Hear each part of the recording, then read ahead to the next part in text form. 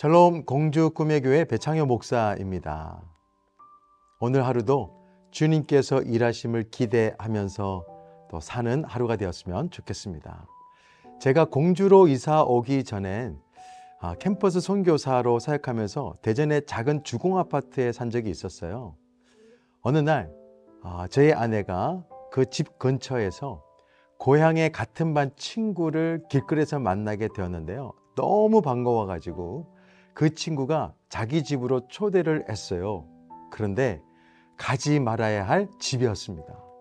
그 집을 다녀온 후로 저희 아내가 우울감에 빠졌어요.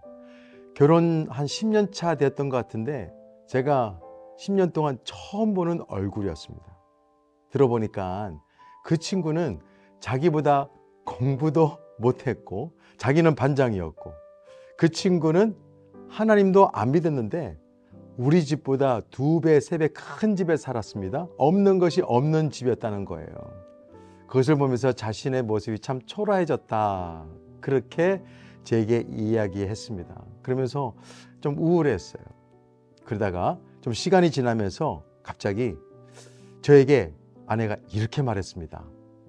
그러나 나는 선교사다. 그러나 나는 하나님의 부름을 받은 선교사다. 내 집은 천국에 있다. 이렇게 얘기하는 거예요.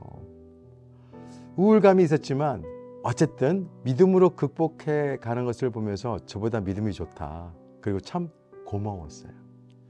하나님을 믿는 우리들이 가끔씩 하나님을 믿지 않으면서도 아주 풍족한 삶과 성공적인 삶을 사는 사람들을 보면 살짝 우리의 마음과 생각이 흔들릴 때가 있죠. 그럴 수 있습니다. 그런데 그럴 때마다 이렇게 외쳤으면 좋겠어요. 그러나 나는 하나님이 계시다. 그런데도 불구하고 나는 주님 한 분만으로 충분하다. 그렇게 고백할 수 있는 저와 여러분들이 됐으면 좋겠습니다. 오늘 본문에도 보면 하나님 없이 자신의 힘으로 성공한 사람이 나와요. 세상적으로 볼 때는 성공한 사람입니다. 에돔 족속 도액이라고 하는 사람인데요.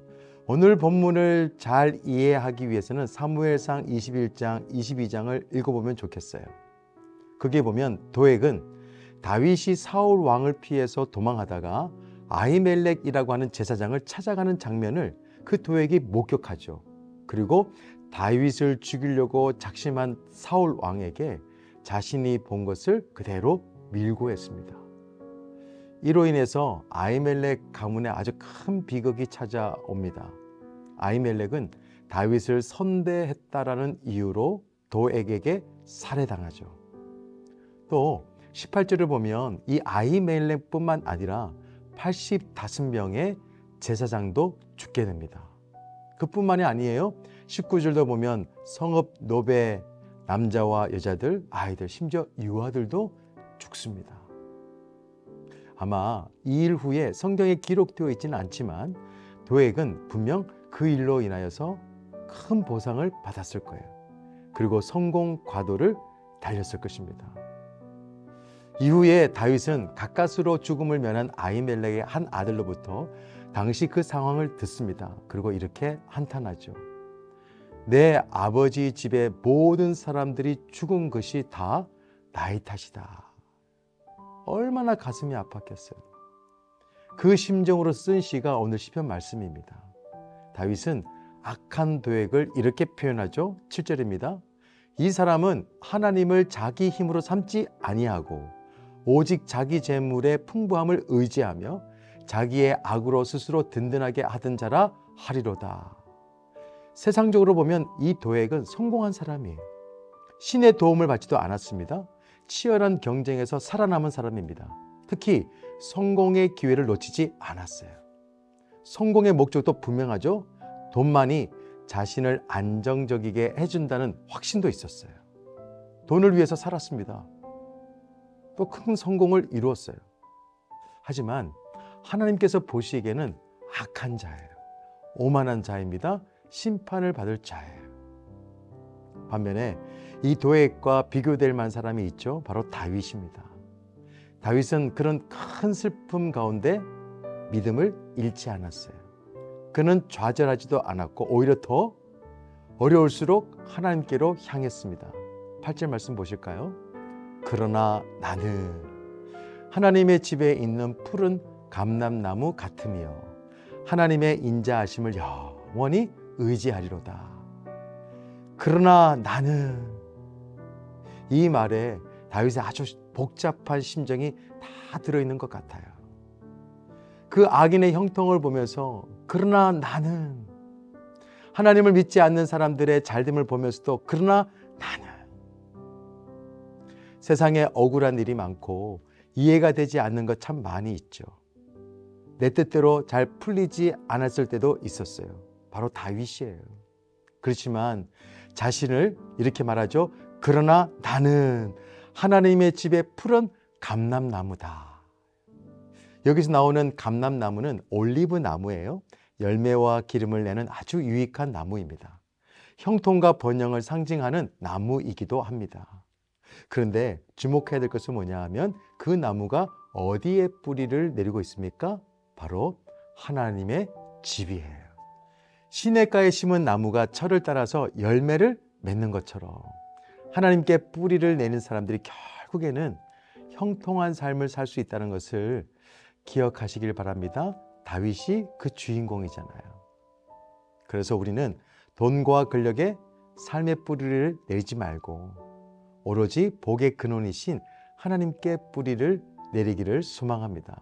분명 푸른 감람나무처럼 하나님께 기쁨이 되고 사람들에게 유익을 줄 수 있는 사람이 저와 여러분이 되었으면 정말 좋겠습니다. 다윗처럼 하나님의 인자하심을 위안으로 삼고 살아갔으면 좋겠어요.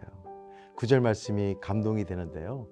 주께서 이를 행하셨으므로 내가 영원히 주께 감사하고 주의 이름이 선하심으로 주의 성도 앞에서 내가 주의 이름을 사모하리이다. 다윗을 보세요. 결국에는 모든 것이 형통하게 되었지 않습니까? 우리 또한 최후의 승리가 보장되어 있고 반드시 잘 될 것이니까 어떤 어려움 가운데서도 주님께 더 가까이 나아갈 수 있는 우리 모두가 되었으면 좋겠습니다. 주님에게는 인자하심이 있습니다.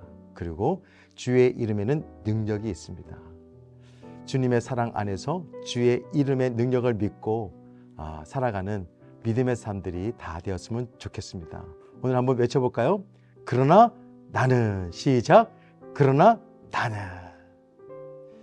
그러나 나는 이라고 하는 믿음을 가지고 오늘도 어떠한 유혹 가운데서도 또 어떠한 시련 가운데서도 다 승리하면서 사시는 믿음의 삶 되시기를 예수 그리스도의 이름으로 축원합니다. 기도하겠습니다. 좋으신 하나님 아버지 감사합니다. 우리 세상의 여러 장면들을 보면서 때로는 속상하기도 하고 또 때로는 불편할 때도 있지만 그러나 나는 하나님이 계시고 그러나 나는 하나님의 자녀이고 그러나 나는 천국이 내 집이고 그런 마음을 가지고 그런 믿음으로 살아가는 우리가 될 수 있도록 인도하여 주옵소서. 오늘도 그 믿음을 통하여서 일하시는 하나님을 만나는 하루가 되게 하여 주옵소서. 예수 그리스도의 이름으로 기도드립니다. 아멘. 복이 있는 사람은 악인의 길을 쫓지 않으며 오직 여호와의 율법을 주야로 묵상하는도다.